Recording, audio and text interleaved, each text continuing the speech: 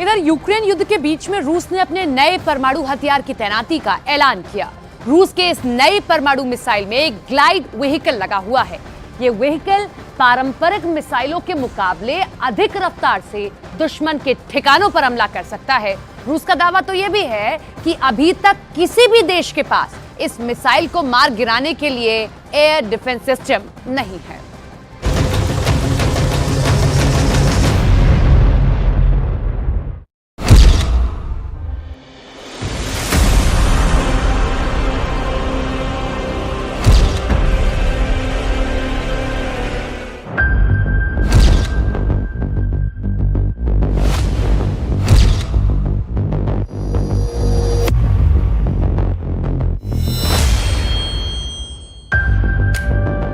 चार कैमरे में रूस का सबसे नया परमाणु बम देखिए। ये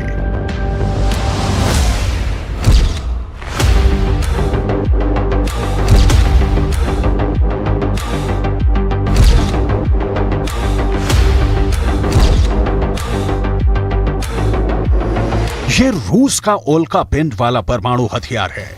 परमाणु बम से लैस ये मिसाइल धरती पर कहीं भी परमाणु हमला करने में सक्षम है। रूस का यह एटम बम कहां जा रहा है? जिन परमाणु हथियारों को दुनिया के देश रहस्य के 7 तालों में बंद करके रखते हैं, उससे पुतिन की सेना ऐसे खुलेआम कहां ले जा रही है?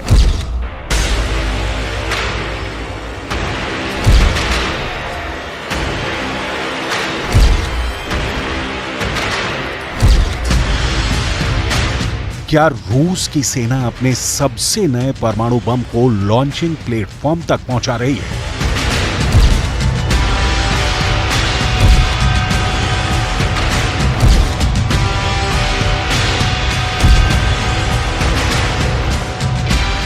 क्या रूस की न्यूक्लियर फोर्स यहां परमाणु बम सेट कर रही है?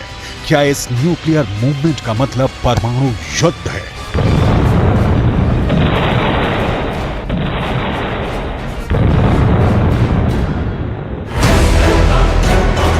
आपकी जानकारी के लिए बता दें कि यह रूस की सबसे नई न्यूक्लियर मिसाइल है।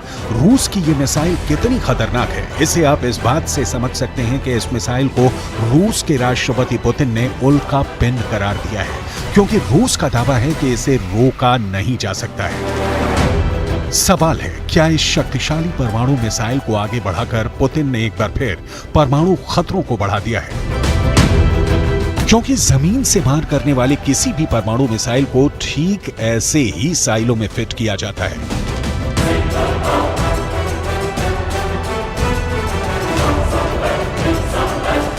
क्या इन तस्वीरों में परमाणु युद्ध का सिग्नल छिपा है? क्योंकि इस वीडियो के सामने आने के बाद परमाणु हथियारों की नई रेस शुरू हो गई है।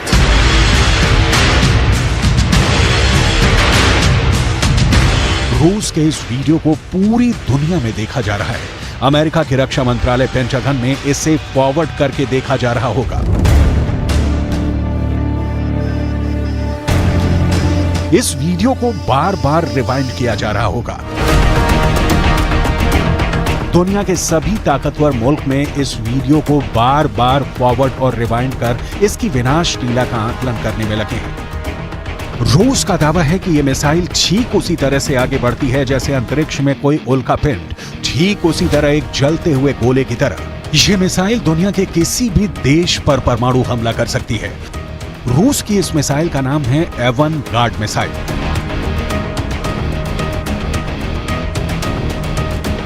एवनगार्ड मिसाइल की तैनाती की नुमाइश कर रूस ने अपने दुश्मनों में हड़कंप मचा दिया है। एवनगार्ड हाइपरसोनिक गति से उड़ने वाली बैलिस्टिक मिसाइल है।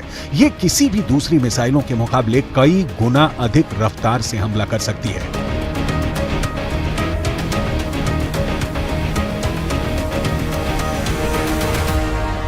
एवनगार्ड मिसाइल 27 मैक यानी करीब 32,000 किलोमीटर प्रति घंटे की हाइपरसोनिक स्पीड से हमला करने में सक्षम है।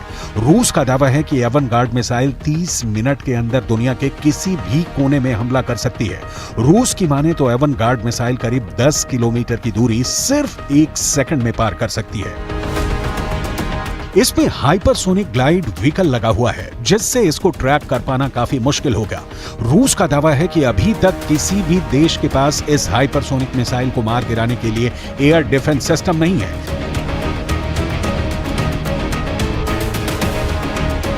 एवनगार्ड मिसाइल की मारक क्षमता 6000 किलोमीटर से अधिक है। इसका वजन लगभग 2000 किलोग्राम है। ये मिसाइल अपने साथ कई हथियार लेकर जा सकती है।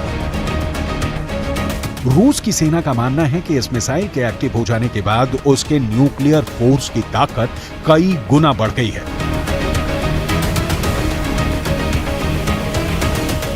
इस मिसाइल को रूस के ओरेनबर्ग इलाके में 31 मिसाइल आर्मी के भूमिगत साइलों में तैनात किया गया है। रूस का दावा है कि यह मिसाइल जब अपने लक्ष्य की ओर बढ़ती है तो एवनगार्ड ग्लाइड व्हीकल रॉकेट से अलग हो जाता है और इसके बाद अपने लक्ष्य की ओर आवाज से भी 27 गुना अधिक स्पीड से बढ़ती है। सीप्री की रिपोर्ट के मुताबिक रूस में परमाणु हथियारों के लिए 3 संस्थाएं काम करती हैं।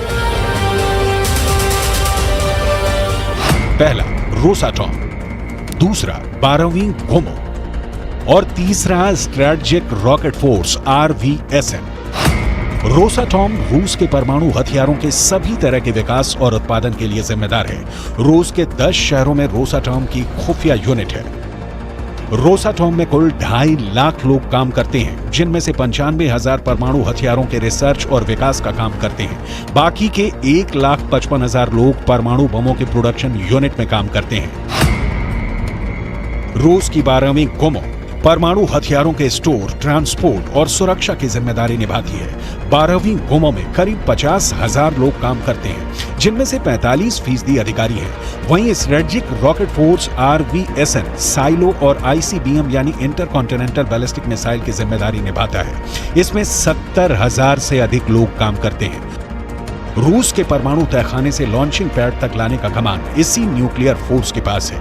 रूस के इस नए परमाणु हथियार के सामने आने के बाद अमेरिका की परेशानी बढ़नी लाजमी है।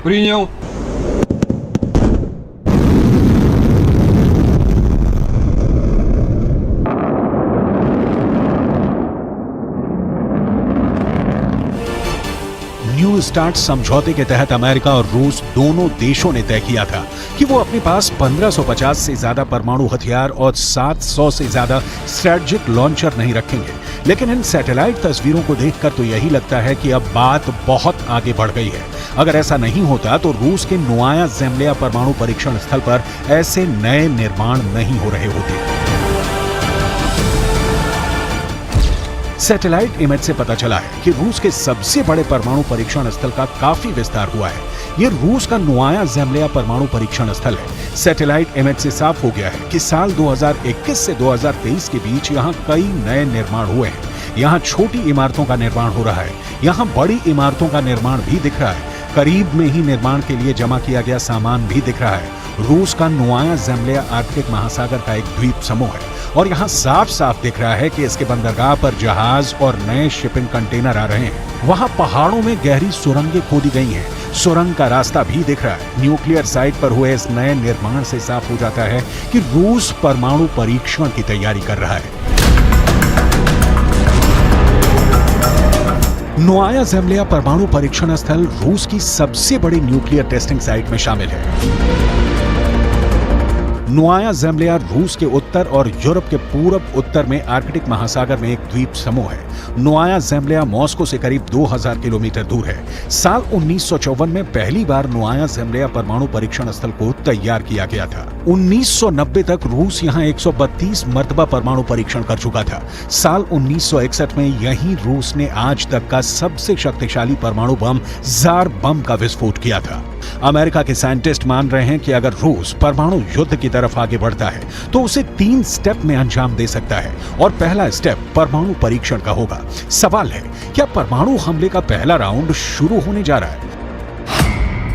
पुतिन के न्यूक्लियर वॉर टास्क लिस्ट में पहले नंबर पर नया परमाणु परीक्षण है। दावे के मुताबिक परमाणु परीक्षण की तैयारी 100% पूरी है। टास्क लिस्ट में दूसरे नंबर पर टैक्टिकल न्यूक्लियर बम से अटैक है, जिसके लिए रूस की न्यूक्लियर फोर्स 24 घंटे तैयार रहती है। टास्क लिस्ट में तीसरे नंबर पर बड़ा परमाणु हमला है, जिस पर सिर्फ और सिर्फ पुतिन ही आखिरी फैसला लेंगे।